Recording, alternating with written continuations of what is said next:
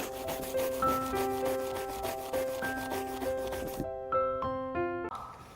my name is Kelsey Gottbehuet, and my thesis is called Playing with Fire, Knowledge and Attitudes About Sex Buying of Minors.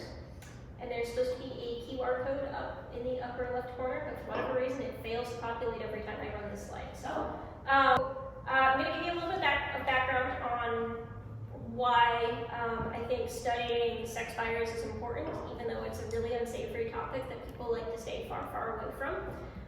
So relatively little is known about sex buyers overall, especially sex buyers of minors, which are children.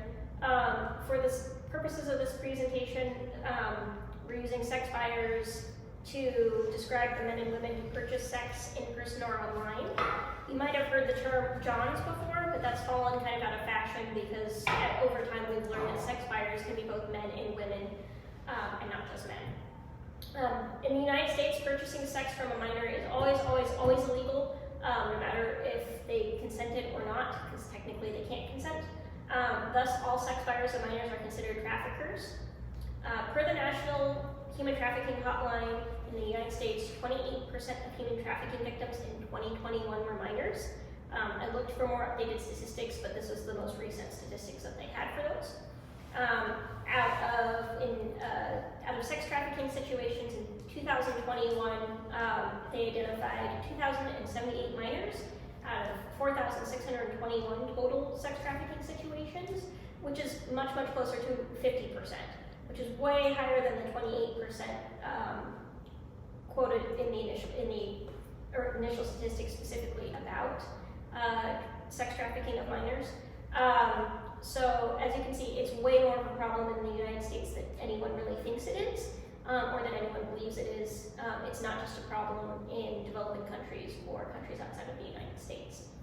There are absolutely no comprehensive statistics on sex trafficking and sex buying. We have little bits of statistics here and there, but nothing comprehensive to tell you the scope of the problem, because trafficking is very inconsistently reported. No one is going to sign in and be like, oh yeah, by the way, one of my hobbies is buying sex from kids. So you're not getting statistics that way, and trafficking victims are not necessarily reporting that they've been victimized either, and some don't even know they've been victimized.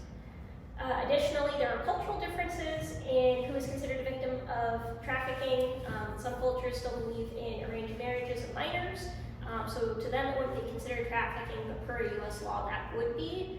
So surveying those populations can get a little bit more difficult. So two of the main studies that I kind of used as a basis for my research were both published in 2017. Apparently that was the banner year for sex buyer research. The first one is Mapping the Demand, Sex Buyers in the State of Minnesota.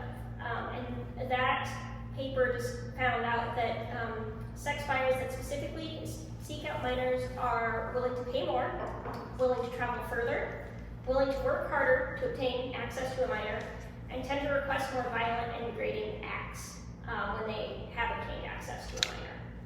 The other paper that I leaned on really heavily for this research was comparing sex buyers with men who do not buy sex, new data on prostitution and trafficking. And this paper discovered that sex buyers are more likely to report higher on measures of sexual aggression, likelihood to rape, hostile masculinity, and they have a tendency to view prostituted women as being intrinsically different from other women. It doesn't apply to sex buying of minors specifically, but one could probably kind of postulate that some of these attitudes, especially when compared to the attitudes of sex buyers who did specifically seek out minors, can probably be pretty comparable. So the goals in this research were to ascertain what students and faculty members at a small Midwest university know about sex buying of minors, so we can see sort of what gaps there are in knowledge and outreach, and maybe look to fix some of those so that more people become aware of this issue. The hope was to determine where education on this issue could be better supported in the future, and we also wanted to acquire a baseline of perceptions about sex buying and sex buying with minors, and compare that data to what is already known about sex buyers to see how assumptions about this group line up with what we actually know, even if what we know isn't a whole heck of a lot. So my research was a 2x2 factorial between subjects, non-repeated measures design. My independent variables were university status, so criminal justice versus non-criminal justice, and faculty versus students, so university standing. My dependent variables were knowledge and attitudes, and I measured my data by 2 surveys. The knowledge portion I measured by a true-false survey, and the attitude survey was measured by a 6-point Likert scale from strongly agree to strongly disagree. So because I had 2 dependent variables, I ended up running a 2-way ANOVA on both my knowledge and my attitude scale. So basically I was looking for 3 potential effects. I was looking for a main effect of our faculty or students more likely to have more knowledge about sex trafficking of minors. Our criminal justice majors more likely to have more knowledge about sex trafficking of minors than non-criminal justice faculty or students. And whether or not there is any significant interaction effect between role and fields of criminal justice and non-criminal justice versus faculty or students. So for my knowledge, there wasn't a heck of a lot of significance, but there was some there. It always eats that other slide too. Oh, so are you flipping back and forth? Yeah, no, I'm flipping back and forth. Well, there's supposed to be another slide there, and for whatever reason in presentations, that always gets eaten too. So for some of my prior research, the other slide just shows what some of my prior research looks like. And it shows the means from my prior research, which I did for my research design class, and it showed that the group that tended to be more correct most often for the knowledge surveys were faculty overall, and especially criminal justice faculty. But even criminal justice faculty scored about 70% on my knowledge surveys, which is a C, which is not great.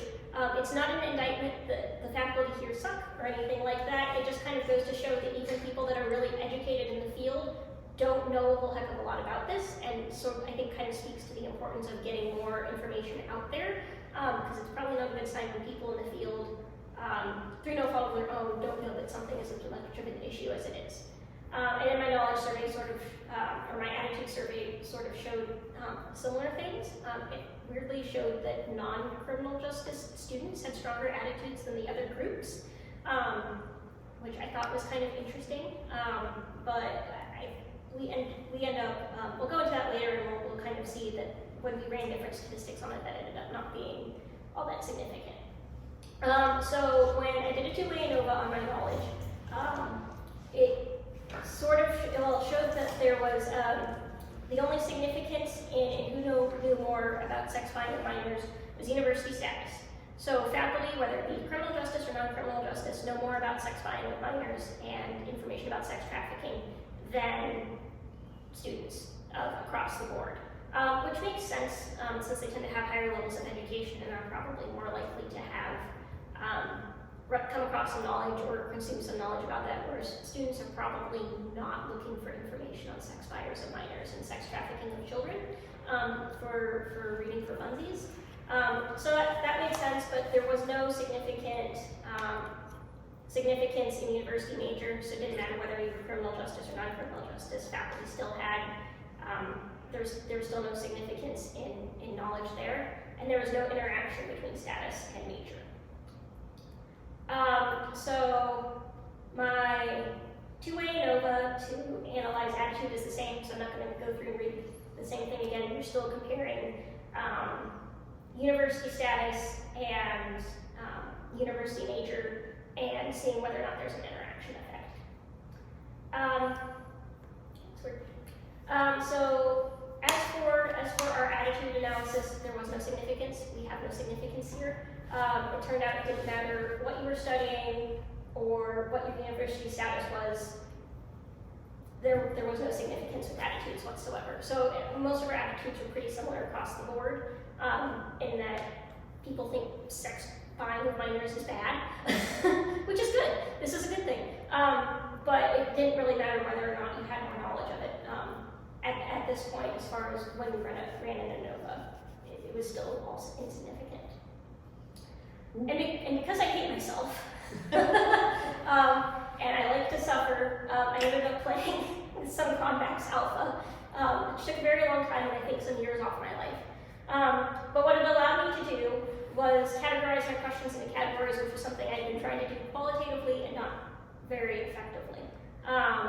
So the quantitative allowed me to do that a little bit better. And I'm not going to read through every single question, but I'll just read out the categories so you can kind of see how things ended up organized. So our number one group was trafficking victims, so information pertaining to trafficking victims. Our second group was perceptions of trafficking victims, so how people thought about trafficking victims. Our third group was attitudes of sex buyers, which was how sex buyers felt about the people they were buying sex from. Sex buyers in the law, so the legal ins and outs kind of how the law is kind of applied to sex buyers, or what they're doing that's legal and what isn't technically illegal. And then a miscellaneous category where nothing really fit into any specific category, since there are only 2 questions for that one. And then, because I wanted to suffer more, I did some correlations, which were actually fairly informative. Yeah, so there's no correlation between knowledge and attitude.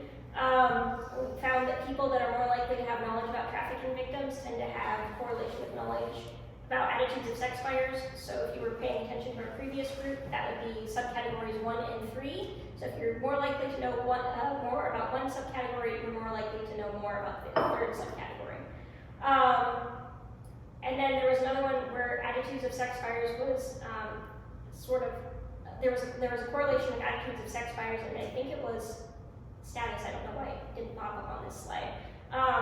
But it was like a very small correlation. That was the only correlation there. So in conclusion, there is no correlation between the amount of knowledge and attitudes about sex trafficking. And there's no correlation, well, there's knowledge of sex trafficking across the board is lacking even among criminal justice professionals. And it's not necessarily their fault. I think kind of what we discovered in this is that no one knows anything about sex buying of minors, because even though there's kind of been, I don't know, the problem with studying sex buyers or sex buying, especially if it applies to kids, is it has an age factor. No one wants to talk about it. No one wants to do anything with it. Everyone wants to stay far, far away from it in the event they get canceled for miswording something or something. Which is understandable, but absolutely terrible, because then we learn nothing, we ignore the problem, and then we're like, why are our children being victimized? Well, this is why. So sometimes things are hard and ugly, and we must still face the hard, ugly things. Was kind of my mantra throughout this study. So my limitations, I had a few. I had no control over faculty, so the amount of education they had, their experience level, and how that impacted how they responded. I had no control over faculty using the internet to fill out the knowledge survey. I think I had at least one faculty member say it was like, oh, like I tried to find the right answers, whatever. It's like, no, this is a baseline study. Because the other problem with doing anything related to sex trafficking is that people want to get the right answer because they are very, very afraid that you will label them a sex trafficker if they don't have the right answer, even if you explain to them that it's just a baseline to see what they know so you can see where general knowledge is lacking. It freaks people out. So I didn't have any control over that either, because some faculty took their surveys home and did God knows what with them. So some of them took them home and didn't return them, which was also helpful. Which brings me to my other limitation, in that I only obtained 13 criminal justice faculty surveys. This is a small university, and it was midterm week, so I was happy to receive that many, because even that was a struggle. But again, some faculty members took their surveys home and did not bring them back, which was not helpful. So for future directions, I think it'd be interesting to determine if personal knowledge of someone who has been trafficked impacts how the surveys are answered. And maybe see if people who have been victims of trafficking answer the surveys in ways that are different from people that haven't been trafficked.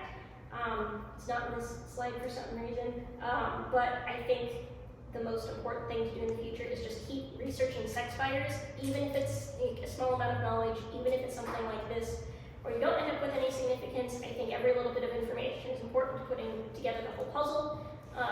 My sort of pipe dream is that the FBI would start a task force for finding sex buyers, because they're really what drives the demand for trafficking.